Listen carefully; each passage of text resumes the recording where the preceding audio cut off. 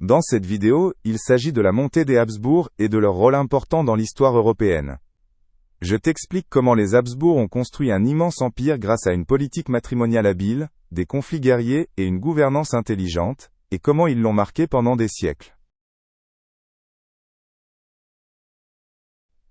Au XIIIe siècle, les Habsbourg, une famille puissante, commencèrent à régner en Autriche. Ils prirent possession du duché d'Autriche en 1278. Par des mariages stratégiques, ils élargirent leur influence. Leur pouvoir grandit au fil des siècles.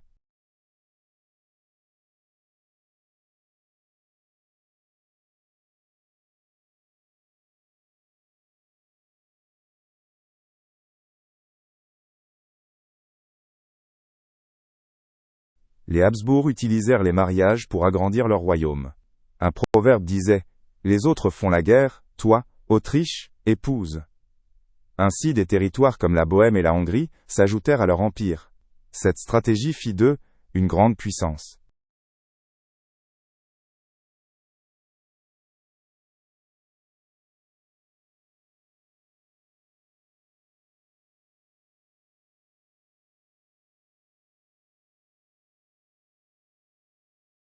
De 1438 à 1806, les Habsbourg furent presque sans interruption empereurs du Saint-Empire romain germanique.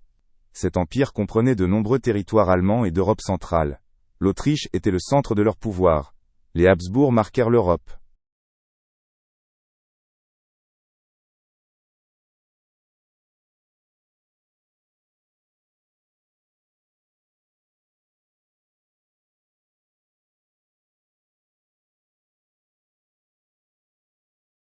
Au XVIe siècle, la Réforme divisa l'Europe. En Autriche, les Habsbourg restèrent catholiques et combattirent les protestants. Ils menèrent la contre-réforme pour renforcer le catholicisme. Églises et monastères furent soutenus.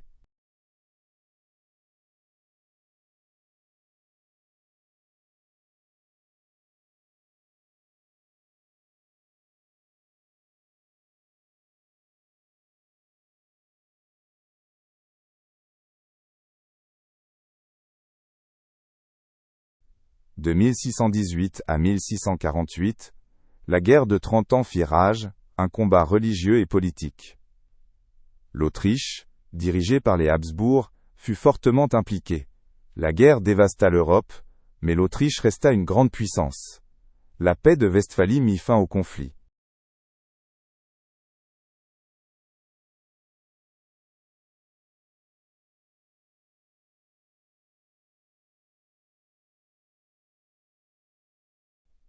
Au XVIe et XVIIe siècle, l'Empire ottoman menaça l'Autriche. En 1683, les Turcs assiégèrent Vienne, mais furent vaincus. L'Autriche reconquit la Hongrie et des parties des Balkans. Ces victoires renforcèrent l'Empire.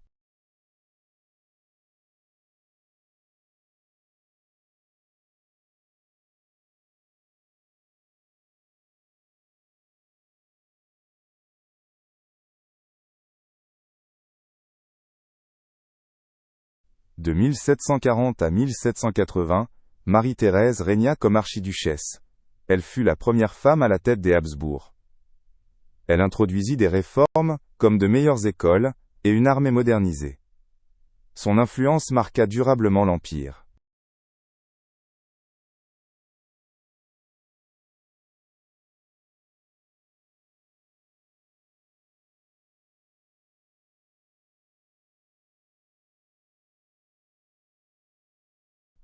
Dans les années 1740, l'Autriche combattit la Prusse pour la Silésie. La Prusse gagna, et l'Autriche perdit ce territoire.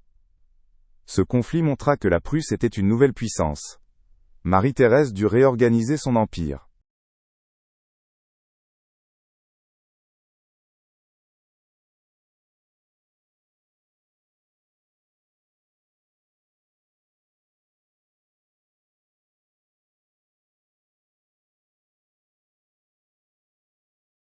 De 1756 à 1763, l'Autriche participa à la guerre de 7 ans contre la Prusse et d'autres puissances. Malgré de grands efforts, l'Autriche ne récupéra pas la Silésie. La guerre affaiblit économiquement l'Empire. Pourtant, il resta puissant.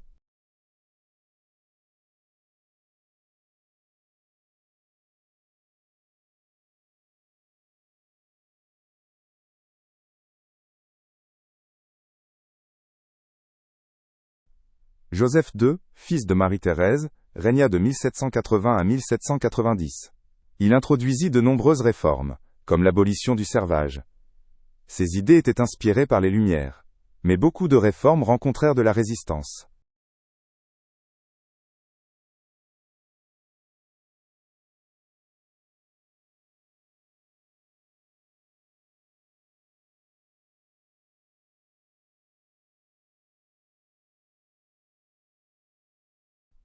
Sous Joseph II, l'absolutisme éclairé devint important. Il voulait promouvoir l'éducation et contrôler l'Église. Ces réformes étaient audacieuses, mais souvent trop rapides. Après sa mort, certaines furent annulées.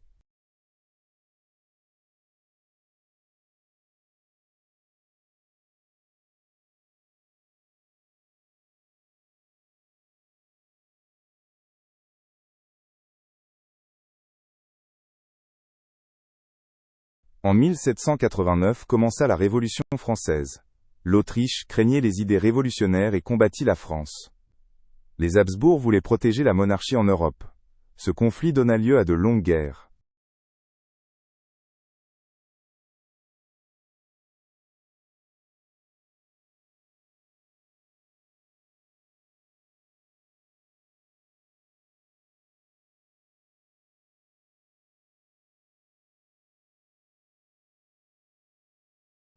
De 1803 à 1815, l'Autriche combattit Napoléon. En 1805, elle perdit la bataille d'Austerlitz. Napoléon força l'Autriche à céder des territoires.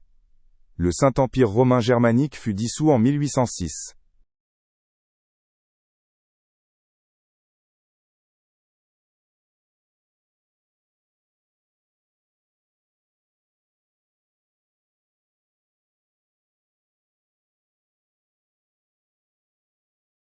En 1804, François II déclara l'Empire d'Autriche pour assurer son pouvoir. Il devint l'empereur François Ier d'Autriche. Le nouvel empire comprenait de nombreux peuples et territoires. Était un empire multinational.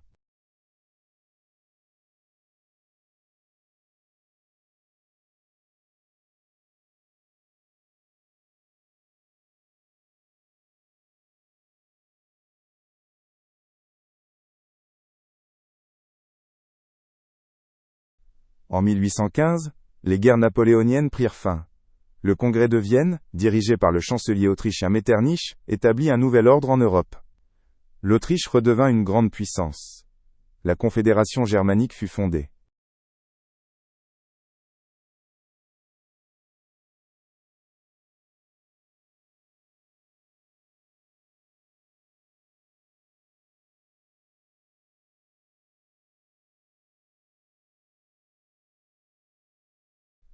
Clemens von Metternich domina l'Autriche de 1815 à 1848.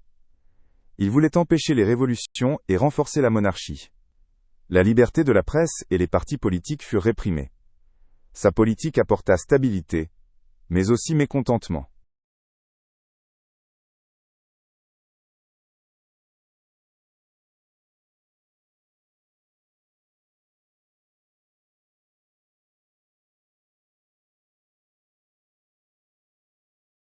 La période avant 1848 est appelée Vormärz. Beaucoup demandaient plus de liberté et de participation. En Autriche, le mécontentement grandissait, surtout parmi les peuples non allemands. Les tensions menèrent à des soulèvements.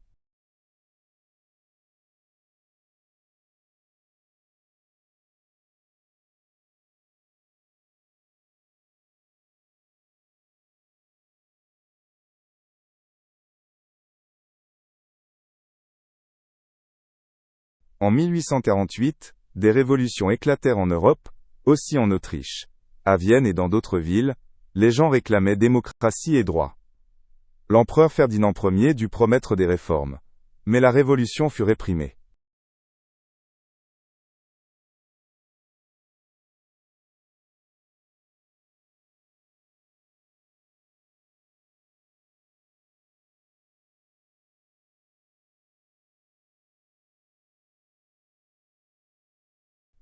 En 1848, le jeune François-Joseph Ier devint empereur.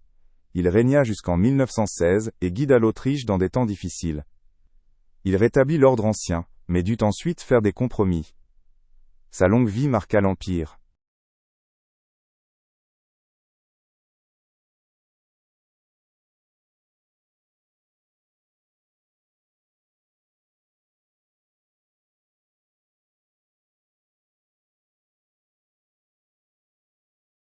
En 1866, l'Autriche combattit la Prusse lors de la guerre allemande. Elle perdit la bataille de Königgrätz. La Prusse devint la puissance dominante dans l'espace germanique. L'Autriche fut exclue de la Confédération germanique.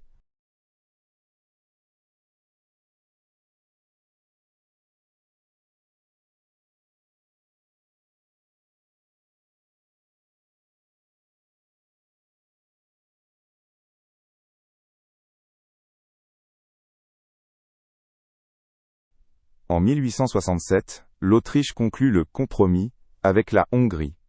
L'Empire devint la double monarchie d'Autriche-Hongrie. Chaque parti avait son propre gouvernement, mais un empereur commun. Cela calma la Hongrie, mais d'autres peuples se sentirent lésés.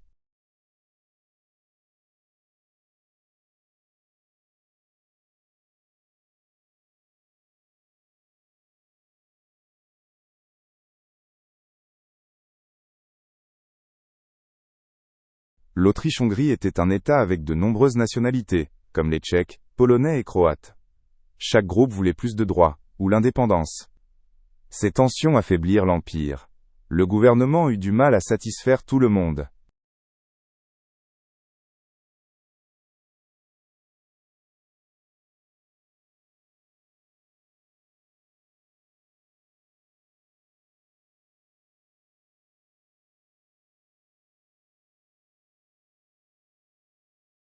Au XIXe siècle, l'industrie croît en Autriche. Des villes comme Vienne et Prague devinrent plus modernes. Les chemins de fer relièrent l'Empire. Mais beaucoup de paysans restèrent pauvres, et les progrès étaient inégaux.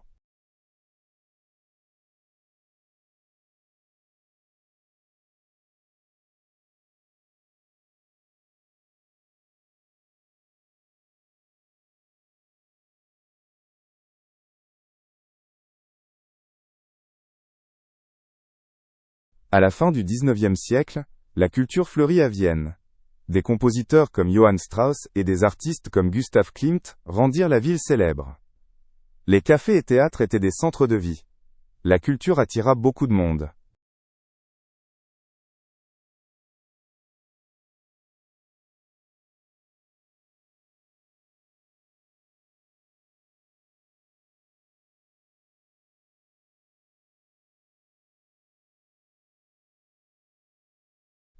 En 1879, l'Autriche-Hongrie conclut une alliance avec l'Allemagne. Ce double alliance devait renforcer les deux pays. Était une réponse à la montée en puissance de la Russie. Cette alliance domina la politique jusqu'à la Première Guerre mondiale.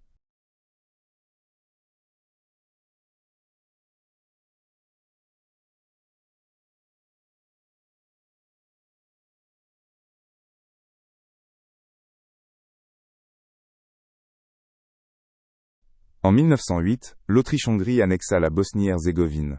Cela irrita la Serbie et la Russie, qui voulaient la région. L'annexion provoqua des tensions dans les Balkans. Ce fut un pas vers la Première Guerre mondiale.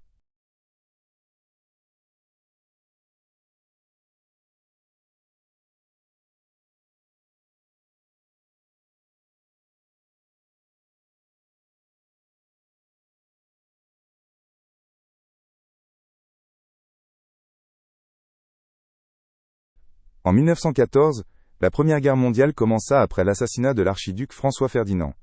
L'Autriche-Hongrie déclara la guerre à la Serbie. L'Empire combattit sur plusieurs fronts, mais était faible, économiquement et militairement. La guerre causa de lourdes pertes.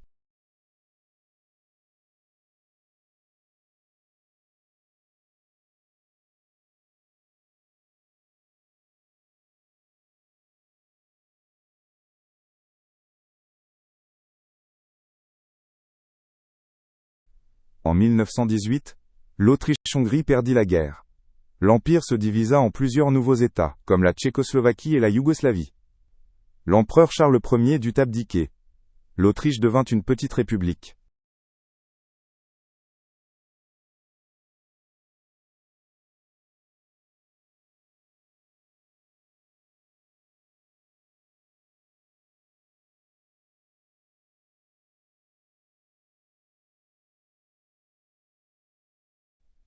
Après 1918, l'Autriche était plus qu'un petit pays. Beaucoup regrettaient la grandeur passée de l'Empire. Les Habsbourg furent interdits, et le pays eut des problèmes économiques. L'histoire de l'Empire marqua durablement l'Europe centrale.